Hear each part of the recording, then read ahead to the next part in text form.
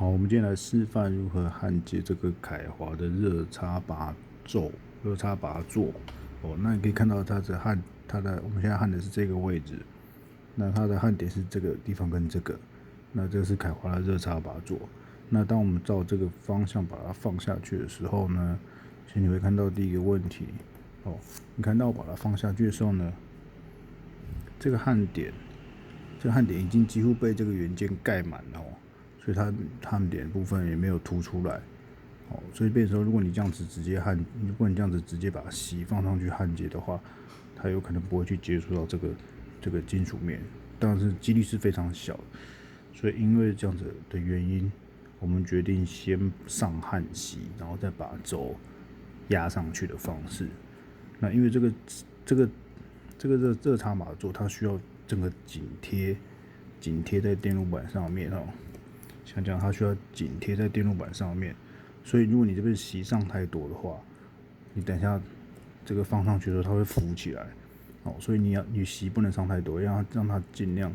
紧贴这个电路板，然后在加热的时候把它完全的靠在电路板上面，所以你等一下上锡的时候不可以上太多，就只要上一点点就好了，就这样一点点就好了。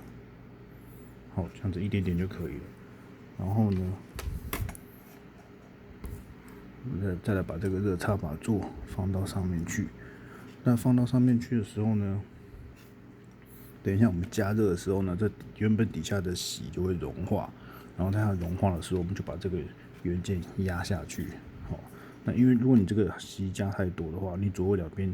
就会高低就会差很多，所以压下去之后元件就可能会坏掉。所以现在，你压的时候，你可以用这个尖嘴钳压住这个金属的部分。为什么要压金属的部分呢？因为这个尖嘴钳其实它会导热，所以你压住这个部分的话，你在加热的时候呢，热会透过这个有一些热会传递到尖嘴钳上面来，就不会去伤害到这旁边的塑胶的部分，就比较不容易伤害到。如果你压的是塑胶的话，那它在加热的时候呢，这旁边的塑胶有可能会被烧坏掉，然后你压的部分也会把这个塑胶压坏掉。好，所以我们现在就可以来把它加热，然后把它压下去，让它紧贴到电路板上面。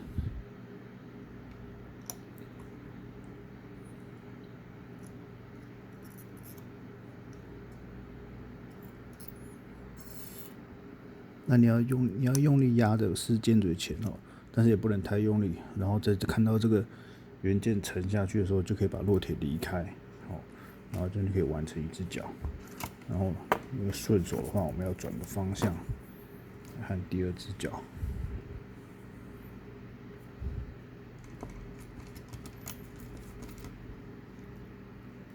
所以你看到这个元件，因为这个脚已经压下去了，那这边会有点浮起来。因为这边的这边还是处于垫在焊锡上面的状况，所以它会浮起来。那我们现在再来把它焊上去。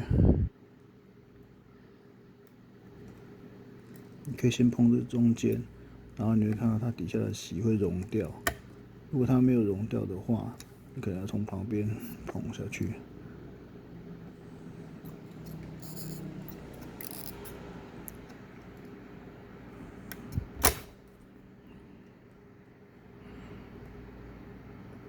像这如果加热太久的话，就要小心。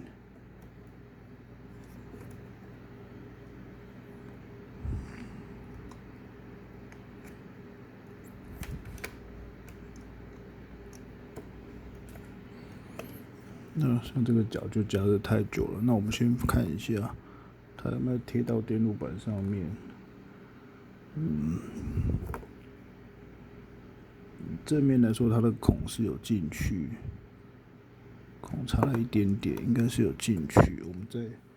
再加热一次看看。